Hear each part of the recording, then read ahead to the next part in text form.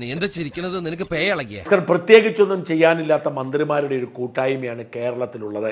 എന്തോ കുത്തി പറയുന്ന പോലെ എനിക്ക് ഫീൽ ചെയ്യുന്നുണ്ട് കേട്ടോ. ചെയ്യാനുള്ളതെല്ലാം മുഖ്യമന്ത്രിയും മരുമകനും കൂടി ചെയ്യും.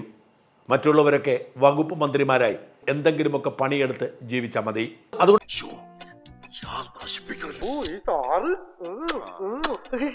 അതുകൊണ്ട് പലപ്പോഴും ഈ മന്ത്രിമാർ ഫേസ്ബുക്കിലും മറ്റും പോസ്റ്റ് ഇട്ടിട്ട് ചില വിവാദങ്ങളൊക്കെ ഉണ്ടാക്കി വാർത്തകളിൽ നിറഞ്ഞു നിൽക്കാൻ ശ്രമിക്കാറുണ്ട്. അത്തരം സ്ഥിരം വിവാദക്കാരനാണ് വിദ്യാഭ്യാസ മന്ത്രി ശിവൻകുട്ടി. ഒരുമാതിരി പോക്കരത്തരം പറഞ്ഞാലുണ്ടല്ലോ. കേരളത്തിലെ നമ്മുടെ സ്കൂൾ അവധിക്കാലം നിലവിൽ ഏപ്രിൽ മെയ് മാസങ്ങളിലാണ്.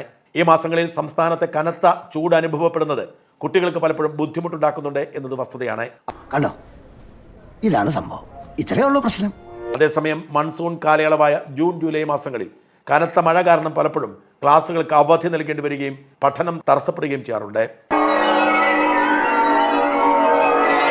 സ്കൂൾ അവധിക്കാലം ഏപ്രിൽ മെയ് മാസങ്ങളിൽ നിന്ന് മാറ്റി കനത്ത മഴയുള്ള ജൂൺ ജൂലൈ മാസങ്ങളിലേക്ക് മാറ്റുന്നതിനെ കുറിച്ച് ഒരു പൊതു ചർച്ചയ്ക്ക് തുടക്കം കുറിക്കുകയാണ്. മെയ് ജൂൺ എന്ന ആശയവും ഉയർന്നു വരുന്നുണ്ട്. ഈ വിഷയം ഇനി നമ്മളിപ്പോ എന്താ ചെയ്യാ? ഞാനൊന്ന് പറഞ്ഞോട്ടെ, നമ്മളിപ്പോ എന്താ ചെയ്യാ? ഇത് ഒരു തരത്തിലും ഗുണമില്ലാത്ത തെറ്റായ ഒരു തീരുമാനമായി മാറും.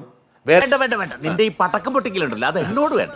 നിന്നെ എനിക്ക് അറിഞ്ഞുകൂടാ. വേനൽ അവധിക്കാലത്ത് അവധി കൊടുക്കുന്നതിന്റെ കാരണം കുട്ടികൾക്ക് ആവശ്യത്തിന് സ്കൂളിൽ വെള്ളമില്ലാത്തത് കൊണ്ടും വലിയ ചൂടേറ്റ കുട്ടികൾ തളർന്നു വീണ് മരിക്കാൻ ഇടയുള്ളത് കൊണ്ടുമാണ്.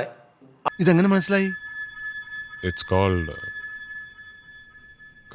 മെയ് മാസങ്ങളിൽ അവധിക്കാലത്ത് ഉച്ചക്കത്തെ ചൂട് ഒഴിവാക്കിയാൽ രാവിലെയും വൈകുന്നേരവും കുട്ടികൾക്ക് കളിക്കാനും കായിക വിനോദങ്ങളിൽ ഏർപ്പെടാനും വേനൽക്കാല പരിപാടികൾക്ക് പോകാനും ഒക്കെ കഴിയും. നാൽക്കാലികളെ ആരും നീന്താൻ പഠിപ്പിക്കാറില്ല. തലച്ചോറുള്ള അച്ഛന്റെ മോനാവുമ്പോ എല്ലാവരും തനിയെ പഠിച്ചോളും. എന്നാൽ ജൂൺ ജൂലൈ മാസങ്ങളിൽ അവധിയായാൽ അത് മഴക്കാലമാണ്. കുട്ടികൾക്ക് വീട്ടിൽ തന്നെ ഇരിക്കേണ്ടി വരും. അവരുടെ കായിക പരിപാടികളെല്ലാം പാടെ നിലച്ചു പോകും.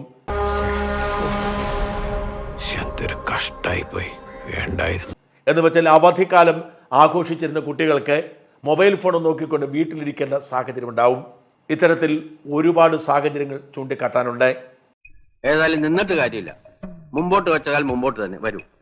പഠന ദിവസങ്ങളാണ് വിഷയമെങ്കിൽ സർക്കാരിന് മുമ്പിൽ എന്തെല്ലാം വഴികളുണ്ട്? അതിലൊന്ന് പഠന സമയം വർദ്ധിപ്പിക്കുകയാണ്. പാശ്ചാത്യ രാജ്യങ്ങളിലൊക്കെ വെളുപ്പാങ്കാലത്ത് 7 മണിക്ക് തന്നെ ക്ലാസ് തുടങ്ങുന്നു. ഇതൊക്കെ കേട്ടിട്ട് എന്റെ വൈറ്റമിൻ സി ചോർന്ന് പോണു വിക്രമാ. ശനിയാഴ്ച ദിവസങ്ങളിൽ എടുക്കുക. മഹാന്മാരുടെ ജന്മദിനവും ചരമദിനവും ഒക്കെ പ്രമാണിച്ചുള്ള സകല അവധികളും റദ്ദാക്കുക. ആ ദിവസങ്ങളിൽ കുട്ടികൾ സ്കൂളിൽ വന്ന് പഠിക്കുകയും. എന്താ നിന്റെ ഉദ്ദേശം? അരി വെക്കാമെന്നവൻ അടി എന്റെ അരി മുട്ടിക്കോ ഭഗവാനെ. ചളമാക്കരുത്. അപ്പൊ കാണാം. See you. Bye.